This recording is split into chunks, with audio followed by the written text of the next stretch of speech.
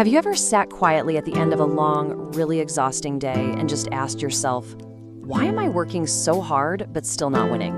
You know the feeling, right? You wake up early, you try again, you stay busy all day. You literally pour your heart into your tasks, but somehow your dreams just stay incredibly far away.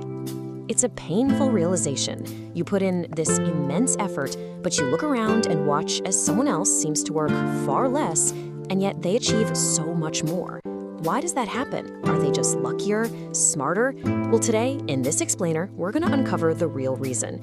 Because most of us grew up believing, hey, if I just work hard, success will automatically come. But that's incomplete. And once you see the missing piece, honestly, everything changes. Consider the difference between being busy and being productive. It's like, imagine two people cutting down a tree. One person swings the axe all day long with full force, never stopping, just sweating through their clothes. The other person, they stop every single hour, sit down, sharpen their axe, and then continue. So who wins? The second one, for sure, because effort without direction is really just exhaustion. Hard work absolutely matters, but smart work, that multiplies your hard work. Section 1, the hidden enemy and the true cost of divided attention. You know, many people aren't failing because they're lazy. They're failing because they're busy doing the exact wrong things. Without clear direction, your mind just becomes confused, and confused minds tend to procrastinate or distract themselves. But there's also a deeply biological hidden enemy at play whenever we divide our attention. There's this fascinating concept called attention residue. It was first identified by Dr. Sophie Leroy, and it is the scientific reason why multitasking absolutely destroys your energy. You see, your brain literally has a lag. Every single time you switch tasks, like going from one meeting to the next or jumping from a complex spreadsheet to a quick text message, a cognitive residue stays stuck thinking about that previous task. You might think you've moved on, but a very real part of your brain is still living in the past, and it heavily impairs your performance on whatever you're doing right now. As author Cal Newport points out, it doesn't even matter if you're switching between massive projects or just indulging in a micro distraction. Listen to this phrasing. You put yourself in a persistent state of self-imposed cognitive handicap. Think about that. Those tiny little distractions, just a quick glance at your email, they literally destroy our capacity for elite, deep work. Section 2, systems over motivation, and why discipline beats fleeting excitement. So if distraction is the enemy, how do we fight back? Well, most people think the answer is motivation. But let's be real, motivation only feels amazing when it's actually there. It's totally temporary. Some mornings you wake up feeling absolutely unstoppable, and other mornings you feel completely empty. If your success depends purely on your mood, you're going to stay inconsistent forever. Winners don't rely on feelings, they rely on discipline. Habit expert James Clear talks a lot about goals versus systems, and here's a massive paradigm shift for you. Winners and losers actually have the exact same goals. Every Olympian wants the gold medal, right? Every candidate wants the job. If successful and unsuccessful people share the exact same goals, then the goal itself cannot be the thing that differentiates them. The real difference is their systems. It's that daily discipline of choosing your future over your immediate comfort. The neuroscience behind why systems win is pretty mind-blowing. Motivation is driven by your prefrontal cortex. That's your brain's logical center.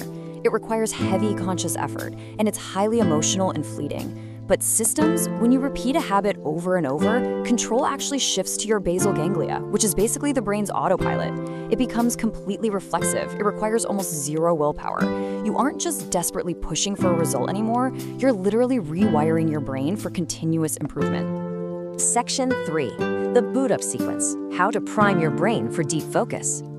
So how do we actually trigger that autopilot and reclaim our attention on command? Well, we need a routine. Something that signals to our body that it is officially time to work. Take a look at this real-world, step-by-step example of a boot-up sequence from writer Sahil Bloom. Step 1, black cold brew coffee. Step 2, classical music playing on noise-canceling headphones. Step 3, sitting in a very bright, well-lit space. Executing these exact steps in order creates the perfect conditions that instantly tell his brain, okay, it's time to perform, whether he's at his home desk or traveling. You absolutely need to create your own personal boot-up sequence.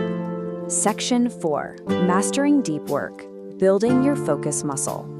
Okay, so once you boot up, you enter that deep work phase.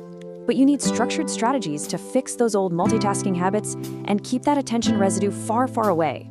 Remember, focus is quite literally a muscle. If you haven't used it deeply in years because you've been glued to smartphones and constant emails, it's going to be pretty weak at first. Here's a step-by-step timeline to actually cure your multitasking habit. You don't just sit down and try to focus for 4 hours straight. You have to build the muscle progressively. Start by scheduling just one 30-minute block of pure focus per day. Use an app on your computer to block out notifications, and this is key, physically put your phone in another room. By the end of a month, you can work your way up to 1 hour, 2 to 3 times a day. Eventually, you're going to reach those 2 to 4 hour maximum deep focus blocks where you do your absolute best, most elite cognitive work. But what are you supposed to do between those deep focus blocks or when you're just stuck in back-to-back meetings? You have to clear out the attention residue. You need a 5-minute reset. During this window, get up and take a short walk without your phone. Absolutely no checking email. Or try box breathing. Close your eyes, breathe in for 4 seconds, hold it for 4, breathe out for 4, and hold for 4. It acts as a hard reset button for your brain, just washing away all the residue of whatever you were just doing. So a crucial part of this is managing all those inevitable shallow tasks, like emails and messages, so they don't infect your deep work time. This brings us to Parkinson's law, the idea that work will expand to fill the time allotted for its completion. Think about it. If you give yourself all day to answer emails, you're going to be answering emails all day, constantly doing the whole just checking routine. Instead, you've got to apply strict time limits. Pick a short, constrained window during the day strictly for processing your inbox, and then close it. Protect your deep focus at all costs. Section 5, the magic of attention and the power of patience. As we shift over to the emotional payoff of this entire process, you've got to remember that building these systems takes time. Often, you'll look online, see someone who's highly successful, and suddenly feel horribly behind. But you don't know their whole story. You're only seeing their highlight reel. You have got to stop comparing your chapter 1 to someone else's chapter 20. Comparison steals your confidence, but focus builds confidence. Your timing is different, but that definitely doesn't mean you're late. Think of the sheer power of patience, kind of like a flight path. Imagine a plane taking off from Los Angeles, originally destined for New York City. If the pilot adjusts the flight path by just 3.5 degrees, the passengers won't even notice the shift.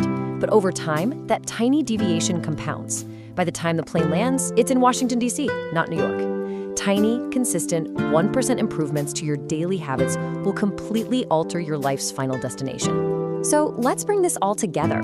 Why are you not achieving your goals right now? It's not because you lack the ability, no way. It's because you need these 4 elements working in total harmony. Direction, so you know exactly where you're going. Clarity, to strip away all those vague aspirations. Discipline, so you rely on strong systems rather than fleeting motivation. And patience, to just let that compounding effect work its magic. Hard work alone just makes you tired, but hard work layered with strategic systems, that creates unstoppable momentum. So start small, stay incredibly consistent. Don't worry about making massive overnight leaps. Just worry about sharpening that axe every single day. Because one day, after your quiet, disciplined systems eventually compound into massive results, people from the outside looking in are just going to call you lucky. They won't see the focus blocks. They won't see the lack of attention residue. They'll just see the success. Which leaves us with one final, deeply provocative question for you to answer today. What will your boot up sequence be? Take control of your environment. Define the very first step you're going to take tomorrow morning to reclaim your focus and stick to it. Become the designer of your world, not merely a consumer of it. Thank you so much for joining me for this explainer, and I truly hope you found the clarity you need to start winning.